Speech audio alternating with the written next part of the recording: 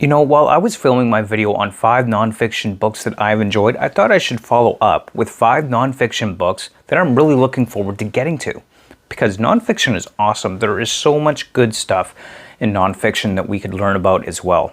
So if you're interested to see what 5 nonfiction books I've picked out, stay tuned. It's coming right up.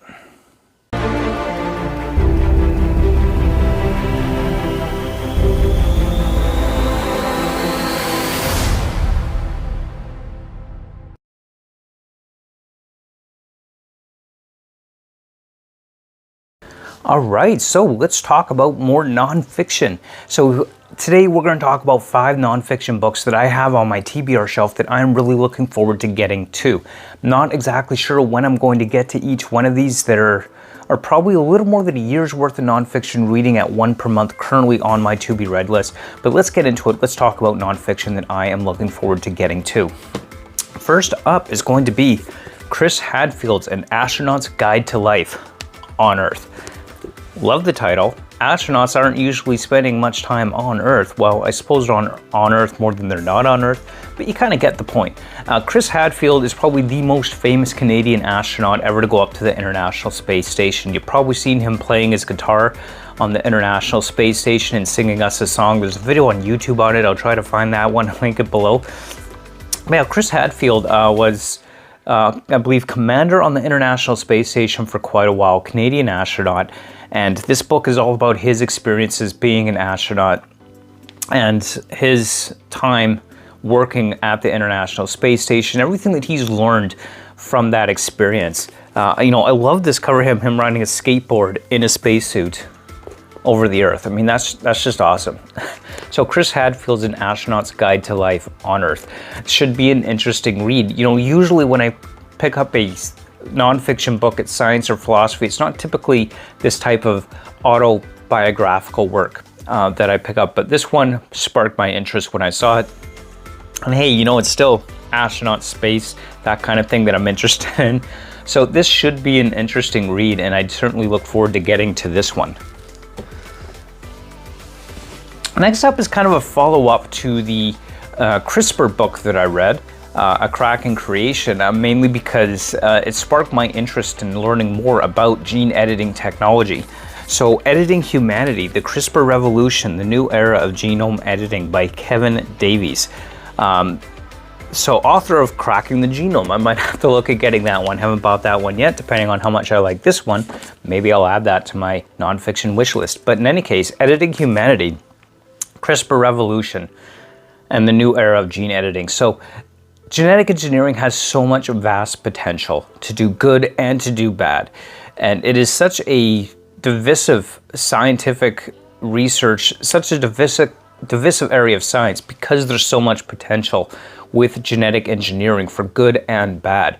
So we need to find a way to balance the benefits, risk-reward benefit, in a way that works for everybody involved, because it can be very dangerous if you're doing genetic engineering wrong or to give one group of people an advantage over another. But yeah, this should definitely be an interesting read. And it's something that's I think is very relevant in the future state of humanity and where we're going as a species. Will humanity evolve on its own? Will evolve alongside genetic engineering with a guided evolution? Will there be a mix of both? Who knows? I mean, but gene editing, genetic engineering technology can do so much good for humanity.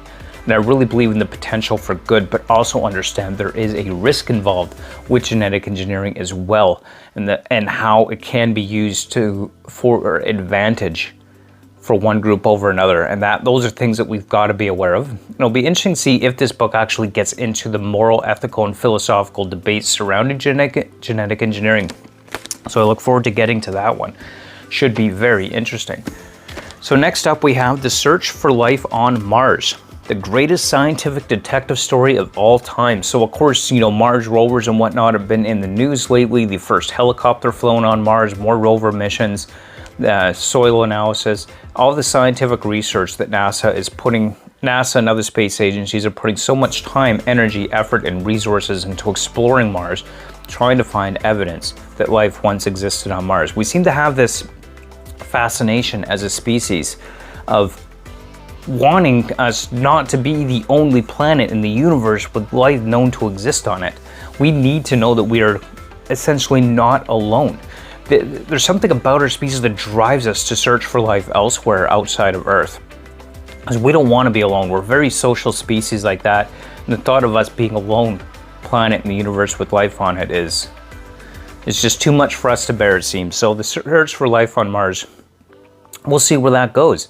Because one day, I believe we will find life on another planet. I don't believe for a second that Earth is the only planet in the entire universe with life on it. Just the very idea is incomprehensible to me. And I know that life has got to exist out there on other planets. Maybe not in our solar system. Maybe we're the only planet left in our solar system with life. But there's got to be life out there, right? And if we could find evidence of life on Mars, that would be the first hard, solid proof that Earth was not the only planet to develop life, which would be a massive scientific breakthrough. So that'd be very interesting to see or read about how we progressed in this and the story behind the search for life on Mars. So next up is Yuval Noah Harari's 21 Lessons for the 21st Century. So if you've read Homo Deus, as well as Sapiens, A Brief History of Humankind, then you'll probably enjoy this one too, I'd imagine. Yuval Noah Harari's 21 Lessons for the 21st Century should be an interesting read as kind of a guide to the future of humanity, I guess is the best way to put it. Not really sure what those lessons are because I haven't read the book yet, but it should be an interesting read nonetheless because, as usual, Yuval Noah Harari has a way of writing that really helps explain things and bring better understanding to it. Even if you don't agree with his conclusions, they can challenge your preconceived ideas and get you kind of think about things in a new way.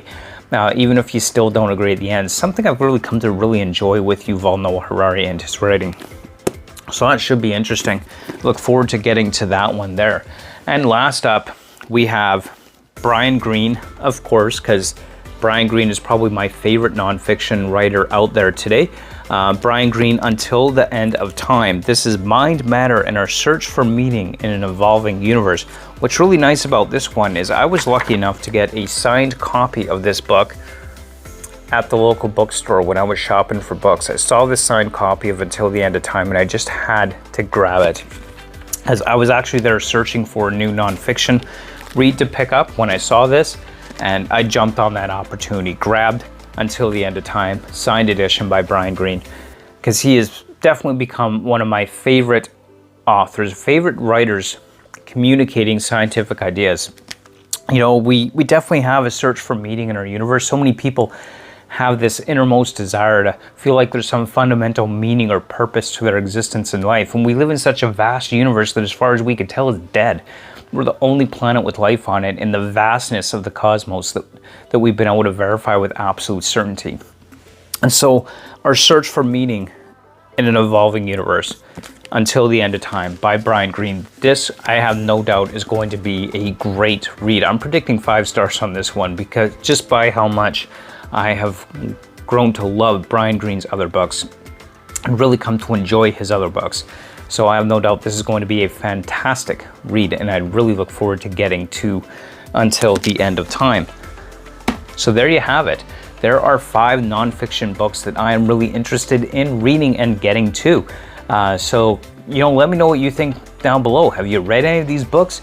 Are these areas that you're interested in? What nonfiction have you read, if any at all? And you know what? It's totally fine if you don't read nonfiction. I'm not one of those people that says, well, you aren't good enough for whatever for not reading a particular type of book. I absolutely love them, all for promoting a wide array of types of different books to read, not being stuck to one very specific genre. And I want to learn. I love to learn, and I enjoy learning. And learning through reading in these books can bring so much knowledge to us in a way that maybe we didn't really understand before. I've learned so much from the nonfictions that I'm reading, and I'm really enjoying that aspect of it, which is why I am committing myself to 1 nonfiction read per month. And I hope to continue that throughout the years and not just stop it. I started this for 2021 specifically, but I have a feeling it's probably going to continue well into the future. It's just something I'm enjoying alongside my science fiction and fantasy reads. So, let me know what you thought. Did done. And as always, don't forget to give a like, comment, and subscribe to this video, especially if you want to know when I upload my thoughts on each of these books. You're definitely going to want to hit that bell notification. And you know, as always, you could join me in the discussion on these nonfiction. I got a nonfiction channel down on my Discord server, so I'll put the link to Discord down below so you could hop in there and join us in discussion over there. And of course, lots of discussion about science fiction and fantasy as well, not just the nonfiction. And always like, comment, and subscribe. And you could also support this channel if you'd like on Patreon for as little as $1 per month. You could support this channel. And patrons do get perks like early access to my videos. You can pick my next read on Patreon as well. Once a month we put up a poll for patrons to pick a book for me to read that month. So definitely, if you're so inclined and you want to support this channel, join me over on Patreon for as little as $1 per month. I will put the link down below. And as always, thank you so much for watching. And we will see you next time. Until then, keep on reading. Bye.